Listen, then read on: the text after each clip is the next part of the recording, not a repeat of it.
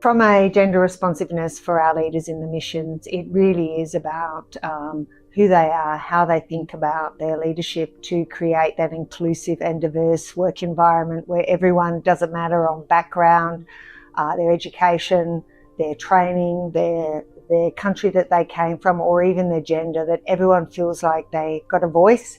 They can give their voice into the conversation and it can be heard, and they are treated with respect. And from a leadership is really, really important to create that sense of safe space, to be able to have that dialogue, but then equally for each of the leaders to expect the same from the leaders below them. So in a hierarchical organisation, is have that expectation for all the leaders underneath them and set the standard, live by the standard, walk the walk, and very much be focused on that as part of their DNA 24/7. So for me, it's not only just in the way they act, but ensuring their processes, their procedures, and even the accountabilities, that they hold their subordinate leaders accountable for their actions as a gender responsive leader, and to be actively and extrovertedly looking for that information to be able to feed back to them.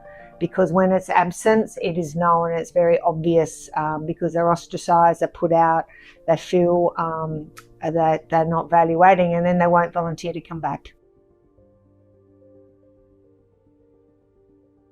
I think accountability for UN leaders in peacekeeping is twofold. One is, I think the accountability is of them and also to them. I assess from a UN perspective, we have an obligation for our senior leaders from colonel upwards that we prepare them.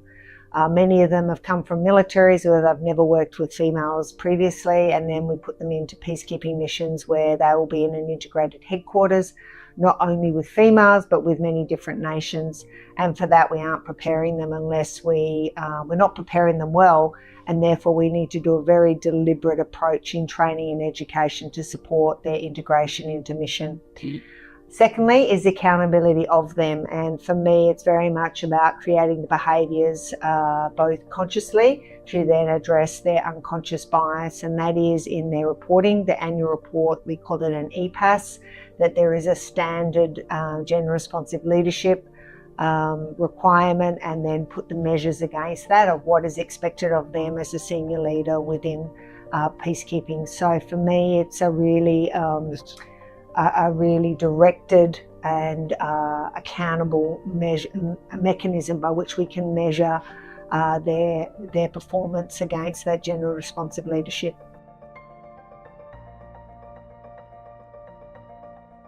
For leaders, when they have a mission mandate that explicitly or implicitly talks about either protection of civilians or de-escalate, working with civil society, there is an implicit requirement that you're talking about men and women. And for that, when you're doing your planning, you have to have a lens on which to be looking at that in the communities, how you get your intelligence, how you engage, and how do you inform and do the reporting upwards and downwards in a gender responsive perspective. But equally is how you're engaging with the communities and ensuring that as a male that you're engaging with the female community, female leaders, not just the masculine. So it is about creating the space to ensure that we have that diversity of communication across, but equally we build teams which are integrated teams to be engaging with the communities for which we're supporting, or de-escalation or civil society. So like I have, for those that know me, when I talk about what you need in your tool belt, is you pick and you have those assets and the capabilities you need to be able to engage and to deliver on that mandate. And in majority, you always will need female peacekeepers. And it doesn't matter that it's whether it's military or police. If it's about engagement, it can be any. And so for me, it's not thinking linear or purely in a military sense, but in an integrated way is how do you communicate with the communities? Most of the communities don't particularly care or are concerned whether it's a military or a police or a civilian. They want to be able to communicate. And so for that is creating that space for that to occur.